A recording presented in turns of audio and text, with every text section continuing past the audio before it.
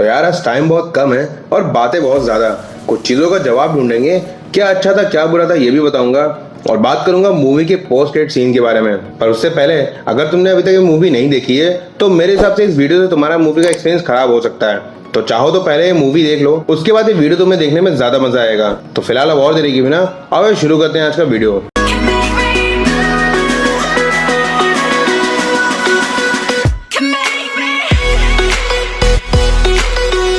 तो एक्चुअली में जैसा प्लॉट बोला जा रहा था, यहाँ वही चीजें निकल के बाहर आती हैं कि वांडा अमेरिका चैवेज़ के पीछे पड़ी है ताकि वो उसकी पावर्स ले ले और वो मल्टीवर्स में एंटर करके अपने बच्चे बिली और टॉमी के साथ खुशी से रह सके, जिसके लिए वो हर यूनिवर्स तक उसका पीछा करती है और उसके पीछे अलग अलग तरह के डीमंस और मॉन्स्टर्स को भेजती है। पर फाइनली अमेरिका चैवेज़ पहुंच जाती है अपने यूनिवर्स के डॉक्टर स्ट्रेंज के पास, जहाँ पूरा कामताज उसकी प्रोटेक्शन में खड़ा होता है। पर यार वांडा को 5 मिनट भी नहीं लगता उन सबकी लाशें बिछाने में, और ये सब करने के पीछे एक्चुअल रीजन होता है डार्कहोल्ड, जिसे यूज करने की वजह से वांडा इतनी ज्यादा करप्ट हो जाती है और वो इतनी ज्यादा ब्रूटल हो जाती है कि उसे किसी को भी मारने में हिचकिचाहट नहीं होती। और डार्कहोल्ड के अगेंस्ट डिफेंस के लिए स्ट्रेंज और अमेरिका चैवेज़ दोनों बुक ऑफ विशांति को ढूंढ रहे होते हैं। पर जब बुक ऑफ विशांति मिलती है तो वांडा उसे भी डिस्ट्रॉय कर देती है। अब यहाँ पे बुक ऑफ विशांति क्या है ये मैं तुम्हें वीडियो में भी थोड़ी देर में बताऊंगा। और फाइनली क्लाइमेक्स के टाइम पे डॉक्टर स्ट्रेंज को मजबूर होकर के किसी दूसरे यूनिवर्स के डार्कहोल्ड को यूज करके वांडा को रोकना पड़ता है,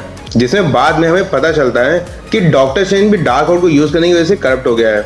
पर एक्चुअल में ये करप्ट होना वैसा नहीं है जैसा बाकी लोगों के साथ हो रहा था। ये चीज भी मैं तुम्हें पोस्ट क्रेडिट सीन का एक्सप्लेन करने के टाइम बताऊंगा। मूवी के मिड पॉइंट पे जब यही सब लड़ाई चल रही होती है तभी डॉक्टर स्ट्रेंज और अमेरिका चैवेज़ मल्टीवर्स में ट्रैवल करते हैं और वो पहुंच जाते हैं अर्थ 838 पे, जहां पे उन्हें मिलता है इल्यूमिनाटी, जिसमें टोटल 6 मेंबर होते हैं, यानी कि Master Mordo, Professor X, Captain Carter, Captain Marvel, Mister Fantastic और ब्लैक बोल्ट, जिसमें कैप्टन कार्टर का रोल अर्थ 616 वाली पैगी कार्टर ही कर रही है, मतलब हेली एटवेल।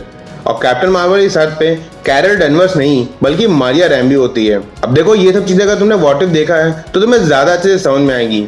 हालांकि ऐसा नहीं है कि बिना व्हाट इफ के तुम्हें मूवी समझ में नहीं आएगी, पर यार बात वही होती है कि अगर तुम्हें एक एक चीज के बारे में मालूम होगा तो मूवी की शार्प डिटेल्स को तुम ज्यादा अच्छे से एंजॉय कर पाओगे।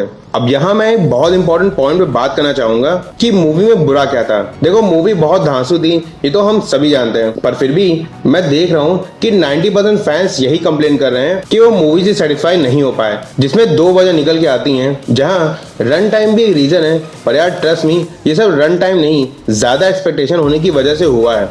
और ये बात मैं अपने लिए भी कह रहा हूँ क्योंकि इवन मैंने भी मूवी में अगाथा हार्कनेस, वाइट विजन और ना जाने किस किस को सोच के रखा था, पर यह मूवी उसके आसपास भी नहीं गई। और यार शायद ये एक लेसन है हम सभी फैंस के लिए कि अगर सभी मूवीज को मार्वल एंड गेम की तरह बहुत सारे कैरेक्टर से भर देगा या फिर सभी मूवीज में पुराने कैरेक्टर ला के नोवे होम की तरह बना दिया जाएगा तो आखिर मूवीज में फर्क ही क्या रह जाएगा।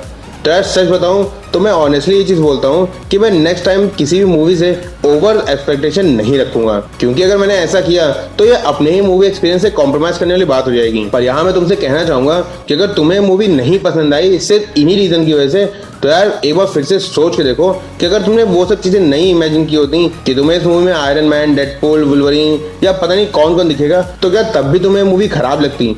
पर हाँ फिर भी मैं एक चीज एडमिट करता हूँ कि यार रन टाइम से मूवी थोड़ा सा मात खा गई, और ये बात मैंने अपने पिछले वीडियो में भी बताई थी। तो मेरे हिसाब से अगर सैम रेमी को दोबारा मौका मिला तो शायद वो ये गलती कभी नहीं करेंगे। पर ओवरऑल अगर बाकी मूवी तुम देखो तो चीजें काफी इम्पैक्टफुल हैं, स्पेशली जिस शॉट में तुम स्कारलेट विच को देखोगे तो भाई रेडी हो जाओगे कि भाई ना जाने बंदी अब किसका काम तमाम कर देगी। एलिजाबेथ ओल्सन का वर्क इस मूवी में बहुत ही जबरदस्त रहा, जिन्होंने वांडा और स्कारलेट विच दोनों का ही वर्क एकदम फील के साथ किया है। और एक्चुअल में तुम्हें स्कारलेट विच का रियल फेस देखने को मिलेगा, जो भाई रहम नहीं जानती, बस फेल देती है। एक पॉइंट पे तो यार सच बताओ तो मुझे भी लगा था कि अर्थ 838 पे दिखने वाले इल्यूमिनाटी क्या इतने ज्यादा कमजोर हैं कि भाई वो वांडा के आगे 5 मिनट भी नहीं टिक पाए, और ये वही इल्यूमिनाटी हैं जिन्होंने अपने यूनिवर्स के थैनोस को मारा था। पर यार फिर मुझे एहसास हुआ कि भाई ये एक फेयर कैरेक्टर की बात है।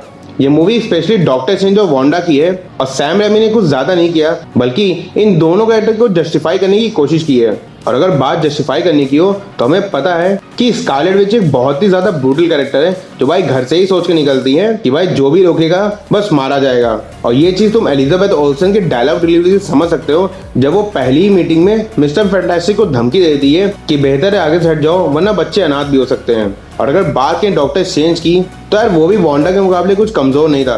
पूरी मूवी में तुम्हें टोटल 5 डॉक्टर स्ट्रेंज देखने को मिलेंगे, जो थे डिफेंडर स्ट्रेंज, अर्थ 616 का स्ट्रेंज, अर्थ 838 का स्ट्रेंज, सिनिस्टर स्ट्रेंज और ज़ॉम्बी स्ट्रेंज, जो एक्चुअल में डिफेंडर स्ट्रेंज की डेड बॉडी होती है, जिसे डार्क होल्ड की मदद से अर्थ 616 का स्ट्रेंज कंट्रोल करता है ताकि वांडा को एंड में हरा सके। और ये सभी डॉक्टर स्ट्रेंज देख के तुम ये चीज साफ समझ जाओगे कि ये सारे स्ट्रेंज एक दूसरे से काफी अलग हैं। और यही एक परफेक्ट एग्जांपल था एक प्रो परफॉर्मेंस का, जहां बेनेडिक्ट कम्बरबैच ने सभी कैरेक्टर्स को परफेक्टली किया और जरा सी भी चूक नहीं करी, क्योंकि यहाँ पे अगर उनसे जरा सी भी गलती होती तो बाकी कैरेक्टर्स में डिफरेंस ना दिखता, जो कि बहुत इंपॉर्टेंट था। और इस चीज को उन्होंने बहुत ही अच्छे से मैनेज किया। अब बात करते हैं बुक ऑफ विशांति पे।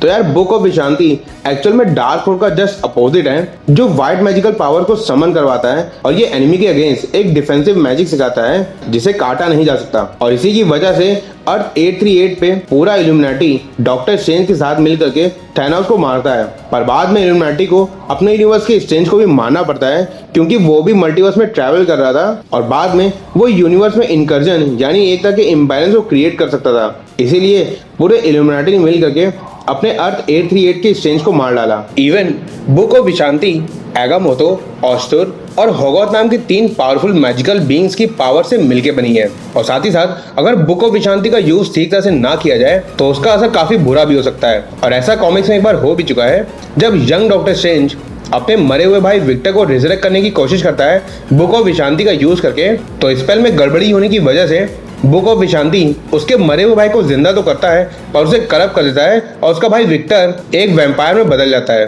जो बाद में बैरन ब्लड नाम से जाना जाता है। और एंड में जब original doctor strange sinister strange का डार्क होल्ड यूज करता है तो वो भी करप्ट हो जाता है। बट यहाँ पे अब मेन पॉइंट ये है कि तुम इसे करप्ट होना कहो या पावर्स का बढ़ जाना, ये तुम्हारे ऊपर है, क्योंकि अपने डॉक्टर स्ट्रेंज पे इसका कोई भी नेगेटिव इम्पैक्ट नहीं पड़ा। और मेरे हिसाब से इसकी वजह हो सकती है वांडा का डार्क होल्ड को डिस्ट्रॉय कर देना। मतलब भाई साफ है कि डार्क होल्ड को यूज करने का असर तो डॉक्टर स्ट्रेंज पे हुआ, पर वो उस तरह से नहीं हुआ जिस तरह से बाकी सब पे हो रहा था। मतलब वो करप्ट नहीं हुए, उल्टा और पावरफुल हो गए और उन्हें थर्ड आई भी मिल गई। और फाइनली अब बात करते हैं मूवी के पोस्ट क्रेडिट सीन्स के बारे में। तो यार यहाँ तुम्हें 2 पोस्ट क्रेडिट सीन देखने को मिले थे, जिसमें सेकंड पोस्ट क्रेडिट में तो यार एक्चुअली मार्वल खेल गया, जैसे होम कमिंग में हमारे साथ ठगी हो गई थी, जहां सैम रेमी की डायरेक्ट की हुई मूवी इविल डेड के एक्टर ब्रूस कैम्पबेल का अपीयरेंस हुआ, जिसमें कोई इंपॉर्टेंट तो नहीं था but it was like a joke, जो तुम मूवी देखोगे तो ज्यादा बेटर समझ जाओगे। और एंड में बस ब्रूस कैम्पबेल आते हैं और इट्स ओवर बोल के सबका काट देते हैं। और हम बात करते हैं मूवी के फर्स्ट पोस्ट क्रेडिट सीन के बारे में, जो बहुत ज्यादा इंपॉर्टेंट है, जहां हमें दिखता है कि अपने डॉक्टर स्टीफन स्ट्रेंज मस्ती में रोड पे टहलते हुए जा रहे हैं और अचानक से वहां क्लिया आ जाती है, जो कॉमिक्स में डोरमामू की भांजी या भतीजी होती है और लेटर ऑन डॉक्टर स्ट्रेंज की लव इंटरेस्ट भी। और वो कहती है कि तुमने इनकर्जन यानी कि यूनिवर्स में इम्बैलेंस क्रिएट कर दिया है और अब हमें उसे ठीक करना होगा। और भाई डॉक्टर स्ट्रेंज के लिए बिगड़ी हुई चीज़ों को ठीक करना कौन सी नई बात है।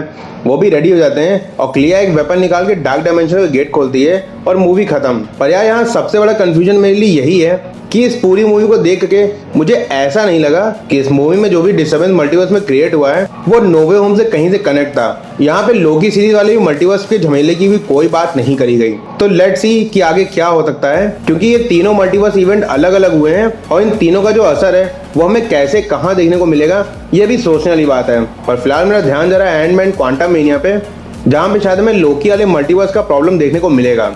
तुम्हारा इस बारे में क्या कहना है तो यार मुझे कमेंट में जरूर बताना। तो यार ये था आज का पोस्ट क्रेडिट एक्सप्लेनेशन और मूवी के कुछ स्पॉयलर्स, और सबसे बड़ी बात थी कि मूवी क्यों खराब नहीं थी और ये अपने आप में ही बहुत ज़्यादा बेस्ट थी। अगर तुम्हें और भी कोई चीज़ ना समझ में आई हो तो तुम मुझे कमेंट में बताना, मैं पूरी कोशिश करूँगा कि तुम्हारे सवालों का जवाब मैं अपने नेक्स्ट वीडियो में दे सकूँ।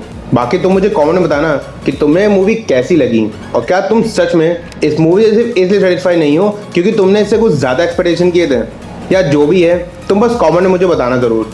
वीडियो पसंद आई तो उसे लाइक करना। मैं ऐसे फैक्ट्स वीडियो वीडियोस लाता रहता हूँ, तो उन्हें मिस ना करने के लिए मेरे चैनल फिल्मी फोटोज को प्लीज़ यार सब्सक्राइब जरूर कर देना और बेल आइकन भी बजा देना। अब मिलूंगा जल्दी किसी और अमेजिंग स्टोरी के साथ, तब तक के लिए बाय बाय।